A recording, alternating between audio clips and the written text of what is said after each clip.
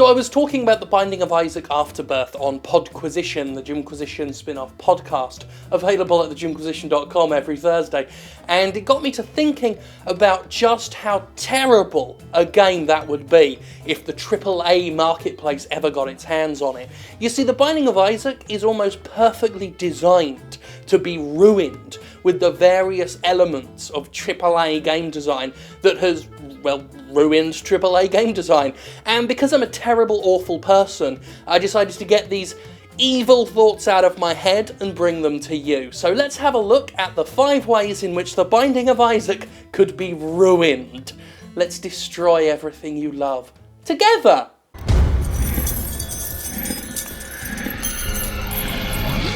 Number 1.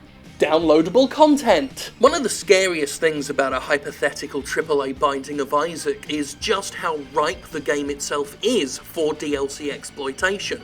Downloadable content could so easily be a part of that experience if the developers chose it to be. I'm talking about things like paying to unlock the new characters. You know, a secret character like The Lost could easily have been sold as its own character for several dollars, rather than hidden in the game. Most of those character unlocks could have been sold to us. The same goes for items as well. I mean, if Ubisoft or Activision were behind The Binding of Isaac, you could damn well be sure that things like the Guppy Pack might exist, or the Devil Deal Pack, where you buy items like Abaddon, or Fierce Shot, or the Mark, you know, the Pact, these various items that appear in Devil Rooms.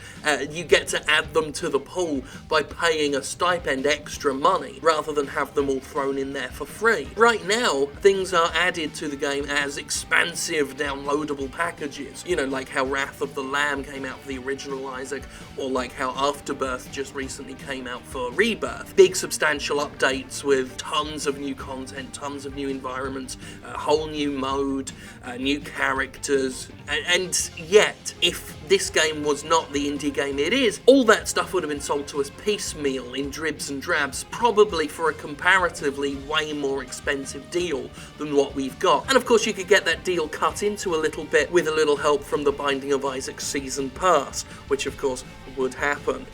Number 2, microtransactions up the arse. Just like the structure of The Binding of Isaac makes it so perfect for downloadable content exploitation, it's also a rich, fertile ground for microtransactions as well. Again, let's pick a publisher out of the hat. Ubisoft. Now, their love of microtransactions is known far and wide, so imagine a premium currency that exists outside of the pennies you collect in-game, that act as a consistent source of income, stuff that you can, very much like the donation machine in shops, you can keep on tap, so that if you need them in future runs, you can spend them in the shop. You need 15 coins for something, or maybe you just need 5 Isaac points, you know, tier bucks.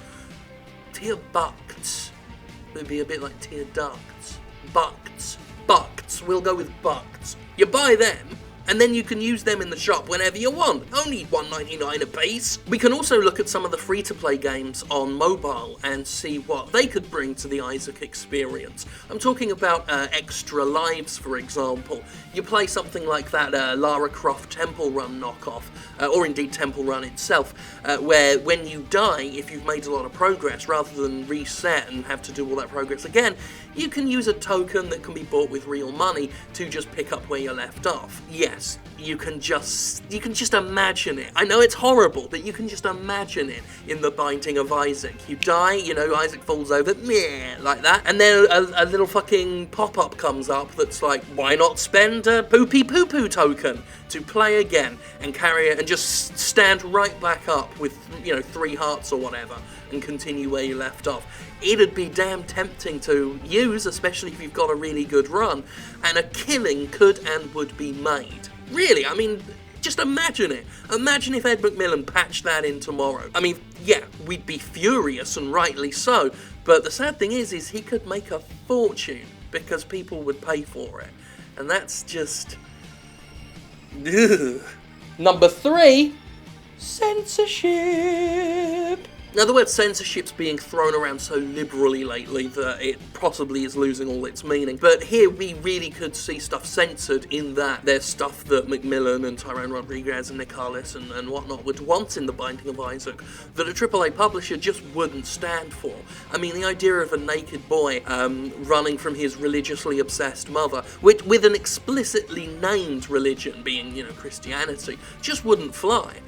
So many games try and tackle religion in the AAA space, but it's always a fake religion to keep it safe. The same how when they try and tackle racism, it's always elves and shit, just to keep it safe. We already have evidence of this issue when Nintendo was so reluctant to allow The Binding of Isaac on the Nintendo 3DS because they didn't like the explicit call out of religion. Now, obviously, it's on the 3DS these days, Nintendo's backed off that somewhat, but that's an example of how that could happen and how scared and spineless publishers are when it comes to courting any kind of controversy like that. Not to go into some of the deeper, darker themes that run through The Binding of Isaac, themes of abuse, themes of parental abandonment, and a whole load of other stuff that's in there that's really quite subversive. And I'm not just talking about the lol edgy stuff that people only see on the surface. When you look at some of the stuff that Isaac is saying underneath that surface, there really is a lot of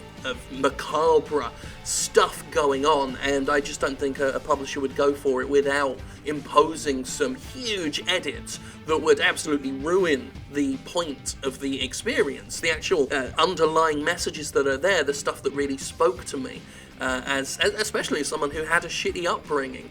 There's stuff in The Binding of Isaac that actually speaks to me on a personal level that most publishers would be too cowardly to go for. Wouldn't be nice.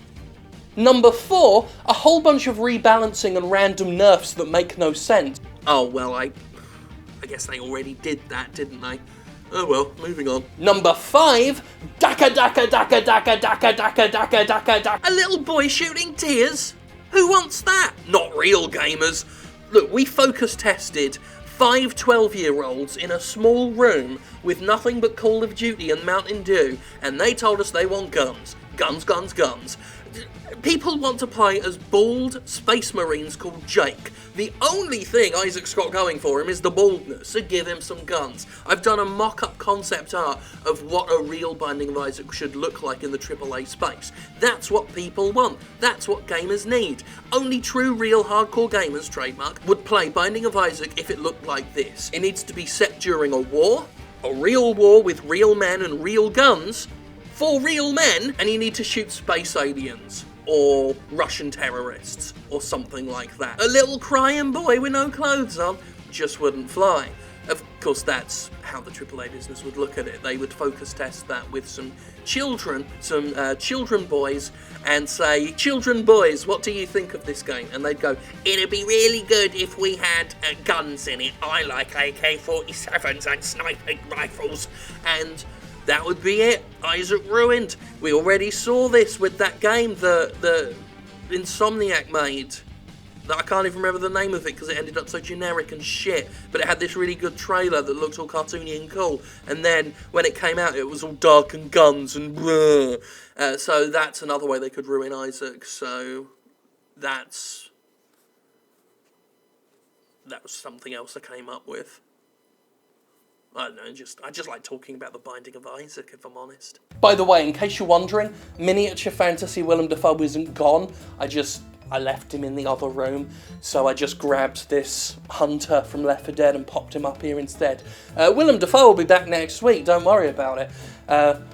Yeah, I think the dog got to this. I had to wipe a load of drool off it and it's covered in shit. Not literal shit, that would be horrible. But very in keeping with The Binding of Isaac. You know, because it's covered in shit. Not that it is shit, it's brilliant, I love it. But thank God for me. Yeah.